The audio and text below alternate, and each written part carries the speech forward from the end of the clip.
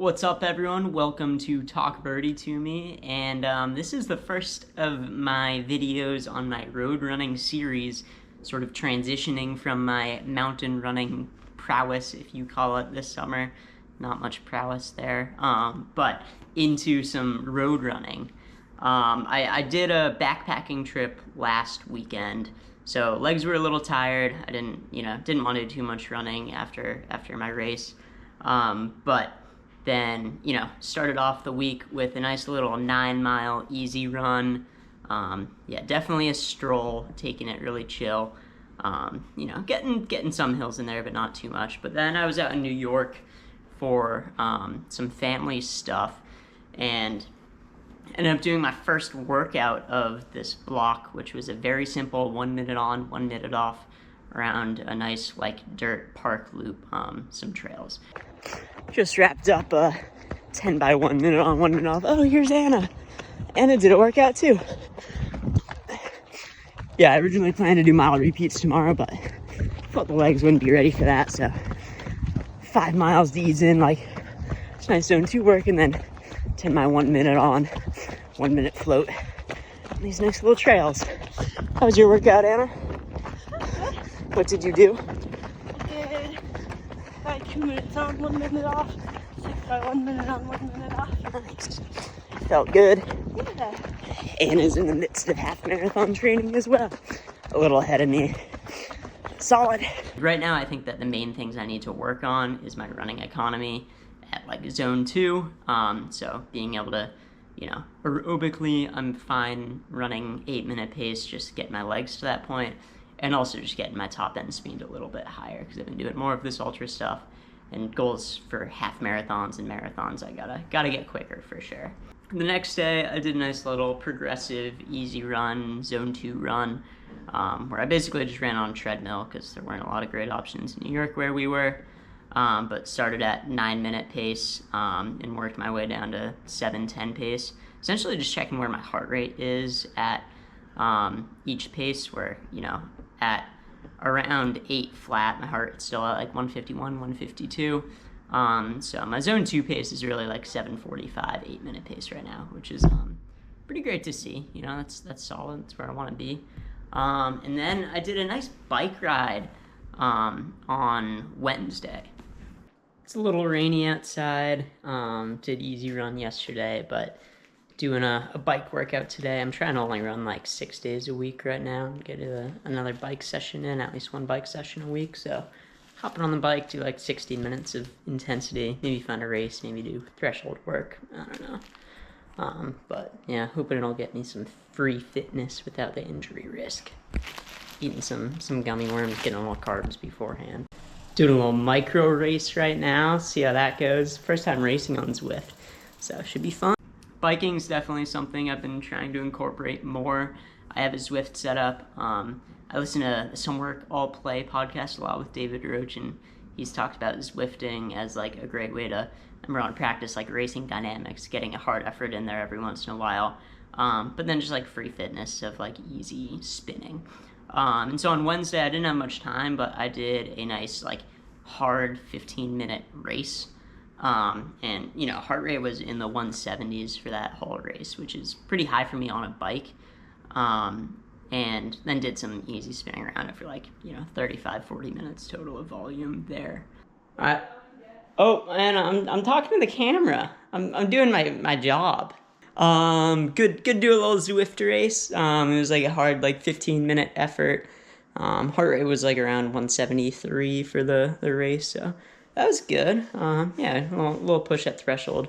I find it's hard to get my heart rate high on the bike, so 173 is actually pretty solid for me. Finished 13th out of 22 riders in the C group, so I'm kind of trash, but right in the middle of my group, so I think I picked the right group. But yeah, little bike intensity, which I'm trying to do more of, and then do a nice run tomorrow. I think Hannah's long run before my long run on Saturday. Yeah.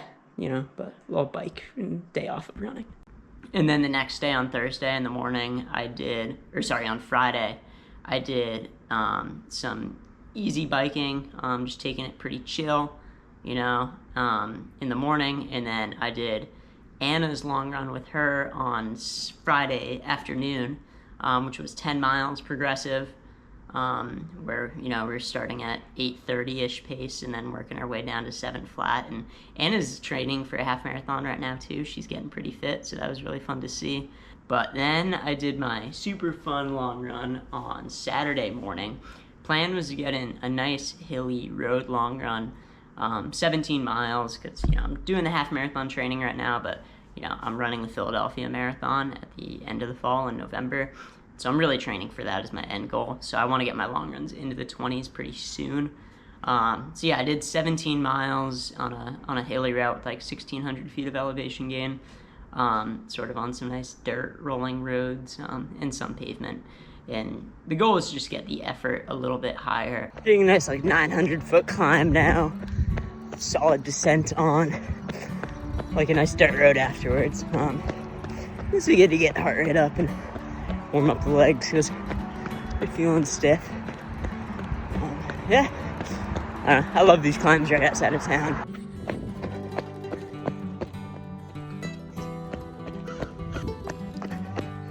Top of the climb, we're like 5.5 miles, 900 feet in. Average pace is like 8:50. Slow on the hills, but that'll speed up. Now you might be asking yourself, Carter, you're training for road races that are pretty flat. Why do you want to do such hilly long runs? Number one, I like running hills. They're fun. Helps me like compartmentalize the run. If I can just say, I just need to get to the top of this hill and then the top of the next hill.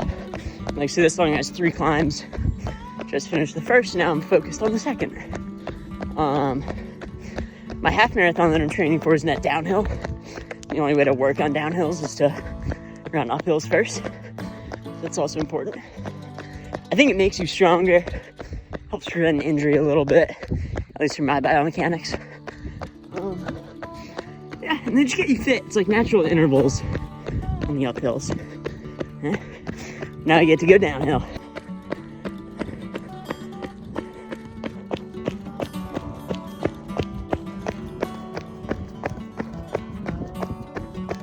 On to hill number 2, 7.5 miles, 8:27 pace, 920 and 930 feet of gain.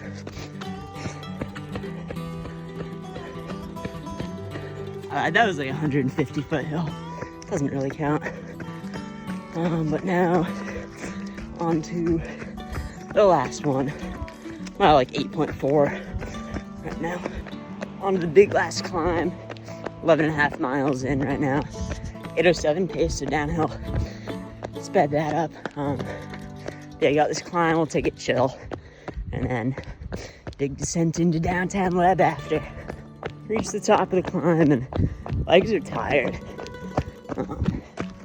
Yeah, I might get a little banged up on this descent, but almost 13 miles in and like 1,550 feet of gain. 8:17 pace now. See if we can get that down below 8 by the end. Just wrapped up the run.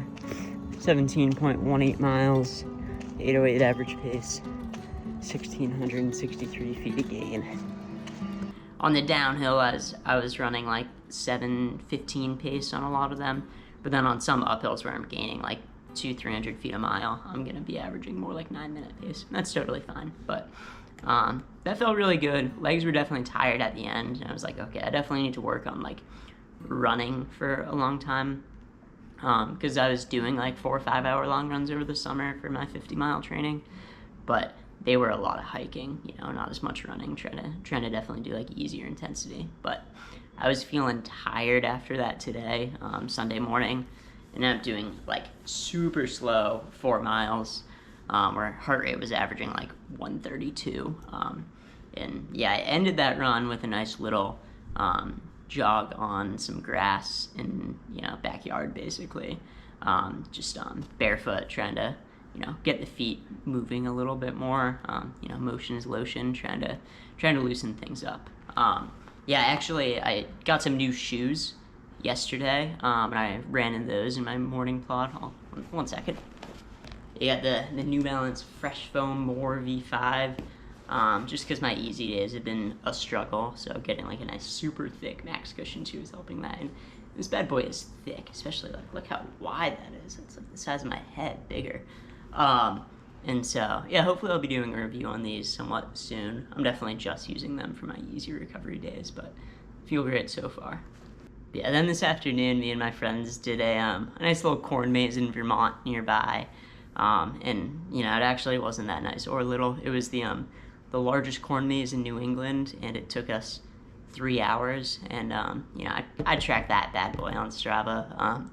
5.4 miles and 666 feet, so it was, you know, definitely not marathon training at all or half marathon training, but it was tiring.